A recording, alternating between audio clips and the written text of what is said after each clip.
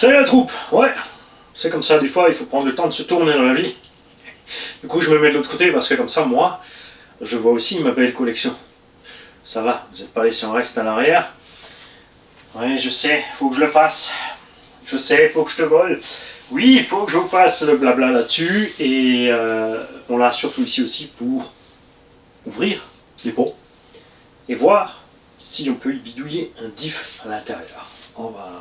Parce que j'ai plein de modèles là de diff on va pas hésiter à démonter la taille des roulements, l'anthrax, qu'il y a moyen de bricoler un truc, parce que je reste persuadé que deux diffs remplis de 20 millions WCS, 20 millions de W, ça crapahutera, 1, 2, 3, et ça crapahutera tout aussi bien. Moi j'étais parti pour préparer le petit BBX avec le 4000 Kiwi, mais on va tout d'abord faire quelques colis de tonton. Là tu te dis, voilà, l'autre cutter est de l'autre côté, haha, raté. Je suis équipé dans tous les sens. On a tonton Tankovic, qui est bien sûr, oui, le père originel du Tankovic. Le ramatifon qu'on lui a acheté d'occasion, qu'on a équipé d'une cage de Huntsman, de Carson Virus 4.2. Donc si tu veux faire la motif, cette cage de Virus 4.2 se monte sur n'importe quel buggy. Il faut juste fabriquer tes plots de fixation, mais ça c'est pas très compliqué. Et qui fait un malheur chez les Crocs. Mini Crocs adore rouler Tankovic. Et ça me fait super plaisir aussi, puisque avec le Timasso Rival MT8, c'est pas trop la joie tout le temps. Donc je suis bien content que le Tankovic rattrape le coup. Tonton, lui, il est parti en roulage buggy nitro, voire même compète. Est-ce que tu peux nous dire ça dans les commentaires, Tanko? Si effectivement, oui, donc tu t'es lancé dans la compète ou autre, ou pas? Bah tiens, regarde, on en parlait. La Traxxas 20 millions. Référence hashtag 5040. Ça donne ça. Tu vois? C'est une pâte, mais c'est une pâte grasse. Ton doigt, après, il glisse. Parce qu'il y en a qui sont allés s'inventer le truc de mettre des bouchons auriculaires silicone dans les diffs. Faites pas ça, c'est de la merde. Parce que ça, c'est prévu pour résister à des températures extrêmes. Ça chauffe dans un diff. On arrive à passer les 100 degrés si on fait les couillons. Et c'est là qu'elle crame et c'est là qu'elle perd. Non, ça dépend des huiles, hein, entre 100 et 150 degrés, sa capacité de lubrification, c'est là que ton diff commence à crever. Donc quand tu mets tes bouchons, ta quéquette en lubrification. Alors bien sûr, il y en a qui vont dire, ah, il y a des bouchons, je mets un peu d'huile. Pourquoi bricoler si tu as ça? En plus, les bouchons vont partir en morceaux, ça va faire des trucs bizarres. Ça, c'est cool. Tu peux faire une petite boule, la poser, t'attends et tu regardes comme elle fond délicatement sur la table et te fait une petite flaque. C'est génial. On a un pignon d'attaque. Qu'est-ce que c'est que ça? Ici. Avec une cannelure à l'intérieur. Une grosse granulure. Et à voile. C'est quoi? UDR Max? Je sais pas. Ça sent le nitro, je sais plus d'où vient la pièce à l'odeur à cause du nitro. Un ressort éventuellement 2. Gris relativement moyen. Tu peux nous dire aussi d'où ça vient, par exemple.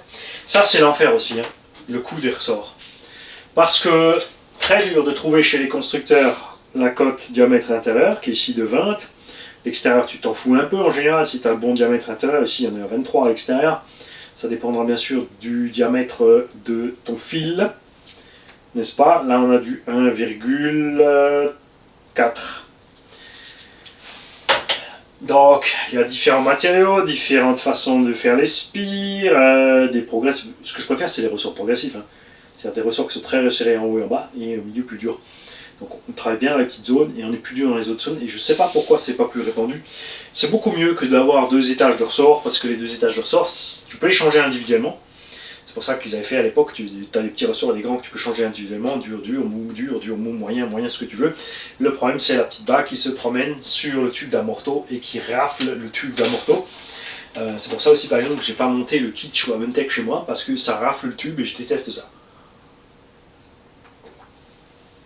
Oui, le tube finit toujours moche quand même avec le ressort, mais pas autant que ça. Je t'assure. J'avais essayé souvenir avec les GPM sur le X-Max bleu qu'on avait. Catastrophe. On a des roues d'origine Kyosho poncées. Pourquoi tu m'envoies des roues poncées? Ah, c'est pour finir pour un Kyo. Ben oui, effectivement, sur la haute, ça fait encore un moment. Sur Pump Track, ça c'est le genre de pneu idéal léger. Les jantes sont souples, tu t'en fous de péter. C'est là que ça sert. Ah,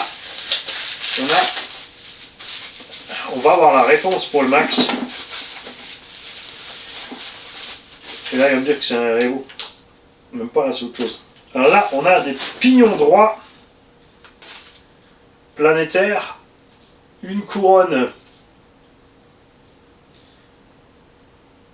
de UDR. C'est du UDR. Ouais. Bon, ça là, elle est méchamment usée quand même. Hein. Parle-nous un peu de ton UDR, Tanko.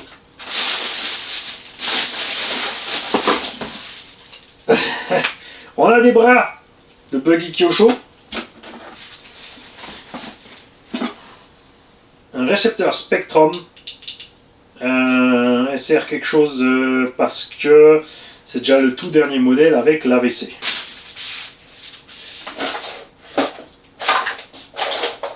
J'en ai encore un là. Donc c'est un SR 6100 AT. Nous venons en paix. Super, c'est normal. Ça finit toujours caca pipi popo chez Mani. Et la radio qui va avec, Spectrum DX3. Donc la gamme au-dessus de ce qui est livré avec le Mouillard par exemple. Moi la radio qui est livrée avec le Mouillard me va très bien. Celle-là aussi, ce qui m'emmerde vraiment sur celle-là, c'est le bouton on-off là. À la moindre pitch net, ce truc il démarre tout seul. Et ça c'est dommage. Merci à toi Tanko. Ça c'est une radio, tu vois, que c'est génial d'avoir des tontons aussi généreux. T'as un chat? Non, t'as un chat. Ou c'est un tout petit chien. Ou c'est un hamster, une gerbille. Pourquoi on met du scotch autour de l'hamster? Et ne donne pas la réponse dans les commentaires, tu vas te faire bannir.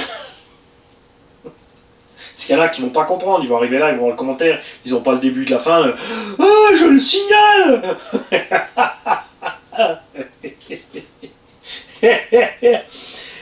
C'est à l'ensemble, tu vois, tu mets un beau nettoyage dessus, machin. Bon, on va bien sûr s'assurer que ça fonctionne. Il aurait pu vendre ça facile 50-60 euros d'occasion.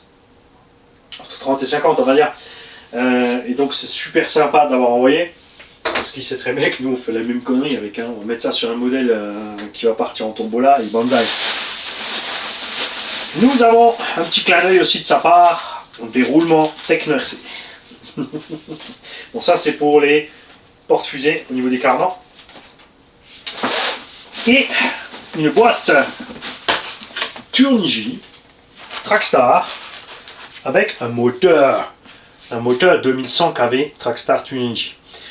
Ces moteurs étaient bien sûr Turnigy, ne fait que rebadger, hein, ils ont pris ça chez un constructeur moteur à leur sauce. Tu reconnaîtras quelque part un peu le style du Carter Sky RC, n'est-ce pas? 2 vis M4, 4 M3 et 6 boulons devant. On a capteur dessus. Ça tombe bien puisqu'il me reste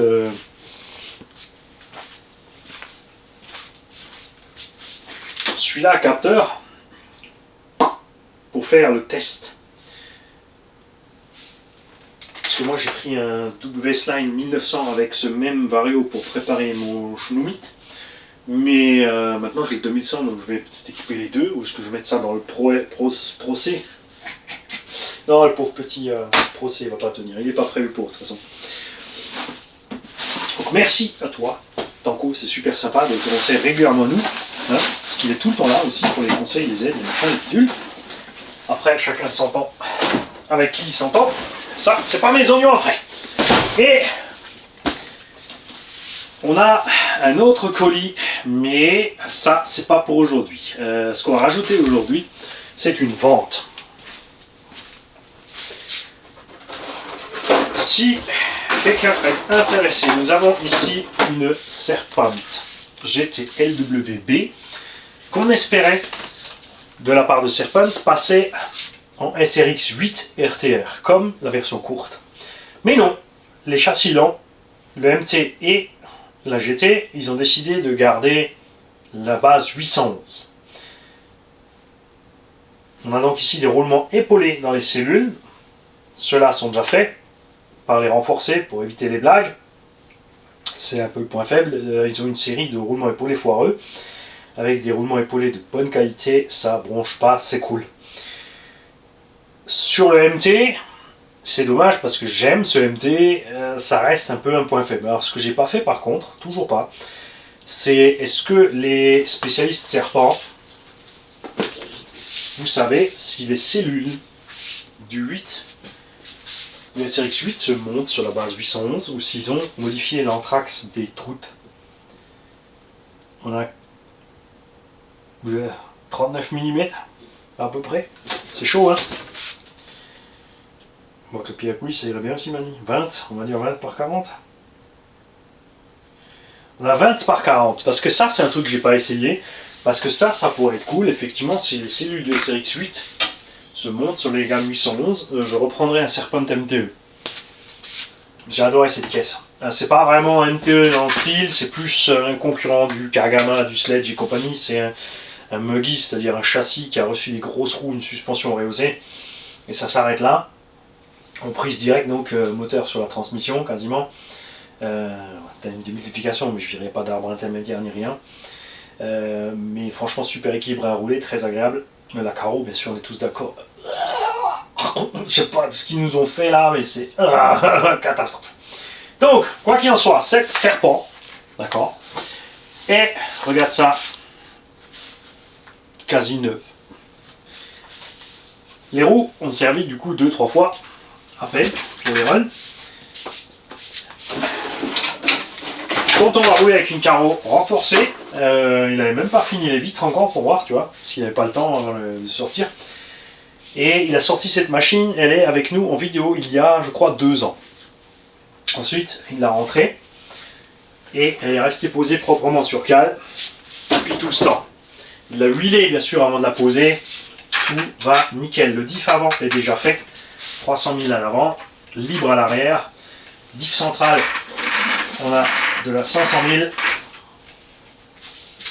on a un S-Run 2200 kV Max 8 à bord, c'est en XT90, si tu as besoin d'autres prises, tu me le dis, je peux souder ce que tu veux, et tu vas reconnaître cette machine parce que ça, c'est la carrosserie qu'il y avait dessus à la base. C'est un Tonton qui avait fait peindre par LB Painting, il voulait Alien vs Predator, ça c'est le truc laser rouge qu'utilise le Predator, pour ceux qui ne savent pas. Bon là évidemment il y a les plots de carreaux pour l'incassable, il y a ça dessus, il y a évidemment The aileron qui a The peinture aussi avec, parce que c'est tellement plus beau des ailerons peints, hein, les vraies caisses sont aussi des ailerons peints. Cette carreau bien sûr n'a jamais servi.